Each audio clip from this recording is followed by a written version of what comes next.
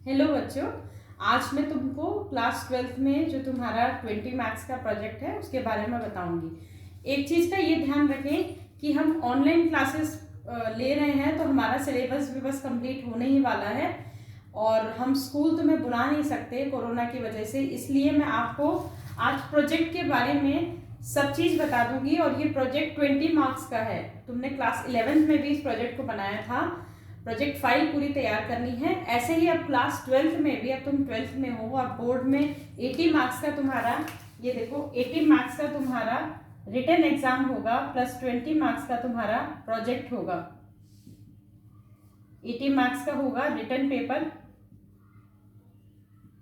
Written exam होगा और 20 marks का होगा प्रोजेक्ट। तो 20 मार्क्स के प्रोजेक्ट के लिए जो तुम्हें फाइल तैयार करनी है, उस फाइल में क्या क्या होना चाहिए, क्या क्या पेजेस लगाने हैं, कैसे लगाने हैं, वो ध्यान से समझ के, जो मैं वीडियो बना के भेज रही हूँ तुम्हें, इससे ध्यान से समझ के शुरू करना। देखो फर्स्ट पेज जो होगा, पहले सबसे पहले ये ध्यान रखना कि फाइल में 25 से 30 पेज होने चाहिए।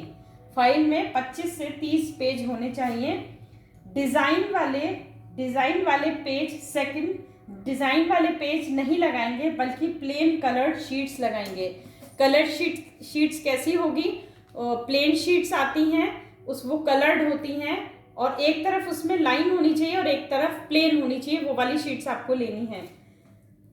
थर्ड, हर पेज में एक चित्र लगाना है और चित्र जो है वो बुक से, गूगल से सर्च करना है।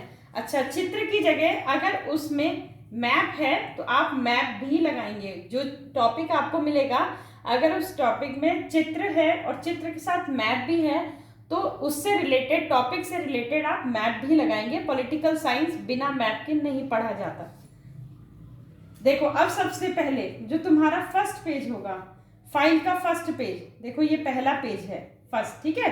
पहले पेज पे क्या लिखना है? सबसे पहले नेम तुम्हारा, सेकंड बोर्ड रोल नंबर, तुम्हारा सेक्शन, चौथे पे आईडी आपकी, पांचवें पे स्कूल नेम और तुम्हारा आईडी, और सब्जेक्ट टीचर का यहाँ पे नाम। जैसे सब्जेक्ट टीचर अगर मैं हूँ तो मेरा नाम यहाँ पे उमा यादव, ठीक है, जो भी आपकी सब्जेक्ट टीचर है। फिफ्थ नंबर, जो तुम्हारा फाइल का सेकंड पेज होगा, ध्यान देंगे इस पे, जो फाइल का तुम्हारा सेकंड पेज होगा ये होगा आभार का। आभार में आप क्या लिखेंगे? आभार का मतलब होता है कि जिसके प्रति आपने आभार व्यक्त किया है। ये फाइल बनाने में जिसने आपकी सहायता की, आपकी टीचर ने आपको समझाया कैसे बनाना है, आपके माता पिता ने, आपके पेरेंट्स ने इसके लिए धन दिया, तैयार किया कि आप पैसा लगा के अपने ये, उनके प्रति भी आभार व्यक्त करेंगे। आपकी फ्रेंड, आपके भाई, जिसने भी आपको मदद की टॉपिक ढूंढने में, लगाने में, समझाने में, कैसे लिखना है, क्या लिखना है, सबको आप आभार व्यक्त करेंगे, लिखेंगे। थर्ड पेज आपकी फाइल का होगा, पाठ का नाम आएगा, बड़ा पाठ का नाम, जो टॉपिक मैं आपको दूंगी उस एक पेज पे पाठ का नाम आएगा। फोर्थ पेज आपका होगा, जो भी पाठ किया है उसका इंडेक्स बनाना है। फोर्थ पेज आपका इंडेक्स का होगा, जो भी टॉपिक आप ले रहे हैं, जो भी, ये ध्यान रखना कि पेज पे नंबरिंग जरूर कर लेना, 1 2 3 4, और इंडेक्स में जब टॉपिक नया स्टार्ट करेंगे तो इंडेक्स उस पेज के अकॉर्डिंग जरूर लिखना। इसके बाद आप पाठ के उद्देश्य लिखेंगे। पाठ का उद्देश्य मतलब आपको जो भी टॉपिक मिल रहा है उस टॉपिक के अंदर आप जो भी बातें लिख रहे हैं वही उद्देश्य है।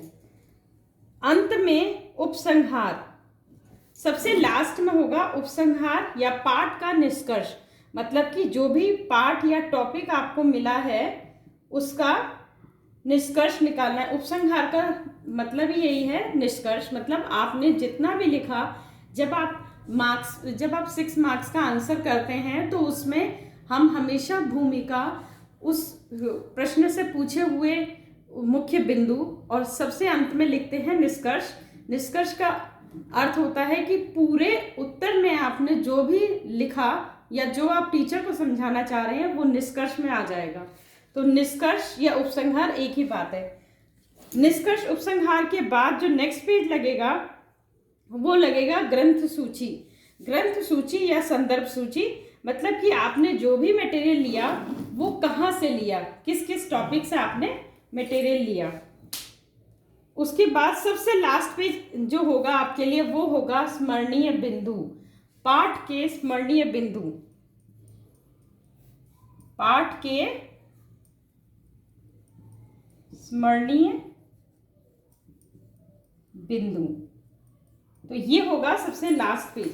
तो कितने पेज आपके हो गए? फर्स्ट पेज में आपका name roll number, second page आपका आभार, थर्ड पेज आपका पाठ का नाम, फोर्थ पेज इंडेक्स का, फिफ्थ पेज से स्टार्ट कर देंगे आप अपना फाइल जो टॉपिक लिया उसके बारे में लिखना, फिफ्थ पेज से आगे। उसके बाद जो सिक्स्थ पेज आएगा वो आएगा अंत में उपसंहार, सेवेंथ पेज आएगा आपका ग्रंथ सूची, और आठवां पेज होगा लास्ट वाला, वो होगा स्मरणीय बिंदु, मतलब कि पाठ के स्मरणीय बिंदु, अर्थात कि उस पाठ में उस टॉपिक में क्या मेन चीजें थी जिसको आप हाईलाइट करना चाहते थे, आप दिखाना या बताना चाहते थे एग्जामिनर को या अपनी टीचर को। तो इस तरह से आप, और फाइल को डेकोरेट भी करना है, पूरी फाइल डेकोरेट होनी चाहिए आपकी। अब आपको मैं एक फाइल दिखा देती हूँ, नमूना दिखा देती हूँ एक फाइल का।